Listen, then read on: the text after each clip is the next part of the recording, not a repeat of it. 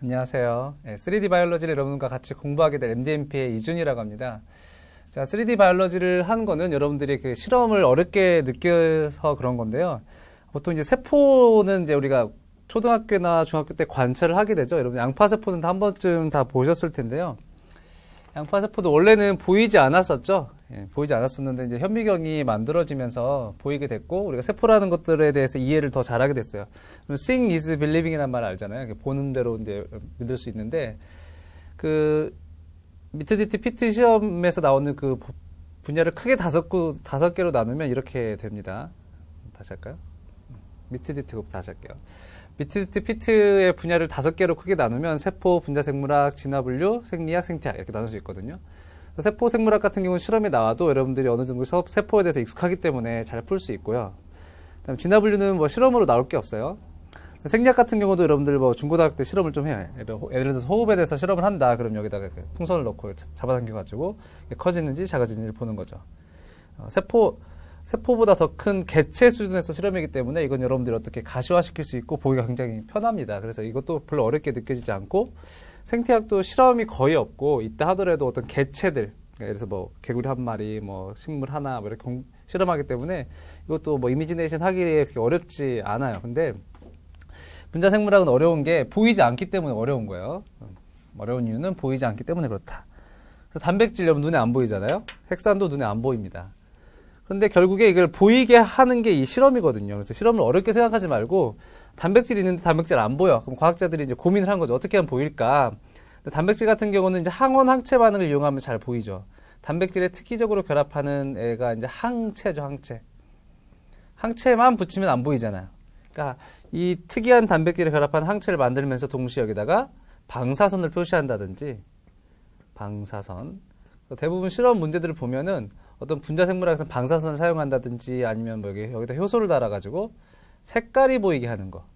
사람이 색은 눈에 보이잖아요. 방사선은 눈으로 볼 수는 없지만 우리가 디텍션 할 수 있는 그 기계들이 만들어져 있거든요. 그래서 단백질이 보이지 않으니까 여기 항체를 결합시킨 다음에 우리가 눈으로 볼 수 있는 이런 디자인이 되어 있어요. 좀 약간의 변형이 있지만 단백질과 관련된 분자세포 생물학의 실험은 대부분 항원항체 반응이에요. 단백질과 항체의 결합. 물론 단백질과 항체가 아닌 뭐 특이하게 뭐 바이오틴과 스트랩타비딘이 뭐 결합하는 이런 특이한 결합을 이용하기도 하는데 결과적으로 어떤 특이한 분자들의 결합을 이용해서 내가 보고자 하는 단백질을 가시화시키는 겁니다. 요 단백질에서는 요 반응이 제일 중요하고요. 그다음에 핵산은 염기서열로 돼 있잖아요. DNA든 RNA든 염기로 구성되어 있습니다. 내가 보고자 하는 그 염기에 대해서 상보성을 가진다. 상보성은 이제 A는 T와 결합하고 G는 C와 결합한다. 이게 다 알려져 있잖아요. 그렇죠?